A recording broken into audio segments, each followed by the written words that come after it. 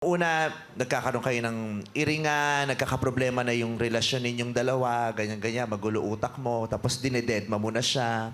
Tapos sumunod nun, may nakita ka ng iba. Yes, may nakilala po na co-worker ko lang din po na lagi ko lang din pong kasama. Tapos parang pumasok lang po sa mindset ko na dati kasi di po ako nagko-compared na tao. Ngayon po, dumating po ako sa point na nagiging accurate yung mga decisions ko, nagiging maayos yung work pagkasama ko siya. Tapos unlike po sa kanya, lagi niya po ako sinisigawan, lagi po niya po akong inaano sa chat, naaway po. So parang sinasabi mo, mas nakakuha ka ng kapanatagan dun sa tao na yon kaysa sa kanya. Yes po. Kaya ipinagpalit mo siya. Pero hiniwalayan mo. Hindi pa po talaga pinagpalit. Parang nagkaroon lang po ako na medyo na-attach po ako Masyado sa ka kanya. naging malapit sa... Pero hindi kayo nagkaroon ng relasyon? Nagkaroon po. Oo. Nagkaroon kayo during nung kayo ni Maria? O ipagkahiwalay niyo? Yes po. Nung during kahit kami pa po. Bakit hindi mo nagawang tapusin muna kay Maria bago mo inumpisahan with this other girl? Actually, that time po, unti-unti ko na pong pinapakita pagiging coldness. Parang binala ko na lang po, tapusin na po namin yung relasyon habang may something na po namin, sa amin po ng isa. Pero hinihintay mo na siya ang magtapos. Binibigyan mo siya ng rason para siya ang magtapos. Ikaw, hindi mo tinatapos. Yes po, parang halos pinagtutulakan ko na din po siya. Kasi Ayan, pag tinapos mo, mas lalong mabubuking na may ginagawa ka kasi tinatapos mo na eh.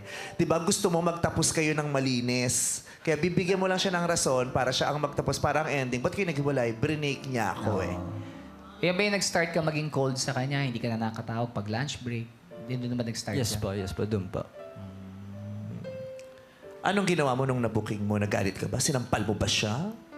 Hindi po. Umiyak lang po ako noon. Kasi po, nahuli ko po siya noon. Kasi live-in po kami ng ng almost 2 years din po. Ganun po, yung live-in po kami. Then, since hindi na nga din po siya umuwi din po ako sa parents ko since wala naman din po akong kasama sa apartment po namin. Paano mo siya nahuli?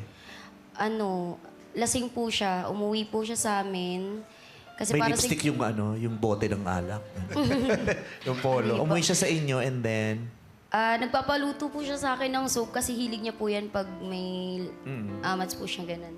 Tapos, siguro po, may nag-push lang po talaga sa akin na i-open ko yung phone, ganun. Tapos, pag open ko, hindi ko alam yung passcode niya. Then, ang ginawa ko na lang po, Kinuha mo since yung lasing kamay po. niya? Yes po. Oh, ginawa. Piningerprint. Ha? Anong ginawa mo? Fingerprint po. Fingerprint. Fingerprint niyang gano'n. Ganun niya, yan. Oo, kailangan kasi ng fingerprint. Oh, para makakonect eh. So, kinuha mo yung cellphone niya, kinuha mo kamay niya, at fingerprint niyang gano'n. Ay, ginagawa.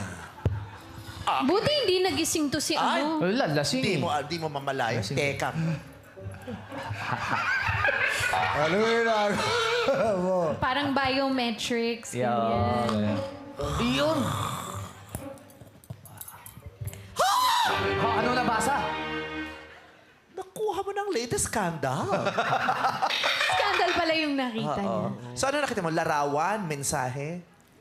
Wala po kasi sa Messenger. Sobrang linis po ng Facebook at saka Messenger. Nasa Viber po. Mga messages. Yes po. Oh, dami Messages. nagre-react Walang, dito. walang pictures. Nag-react sa Viber. Pictures meron din. Wala po. Ano yung mensahe na nung nabasa mo talagang nagkumpirma at nakasakit na ng damdamin mo nung oras na yun? Kasi po yun, sabi po nung girl, nag-ask yung mga ka-workmate natin dito na kamusta na daw yung relasyon natin kasi ngayon magkalayo tayo.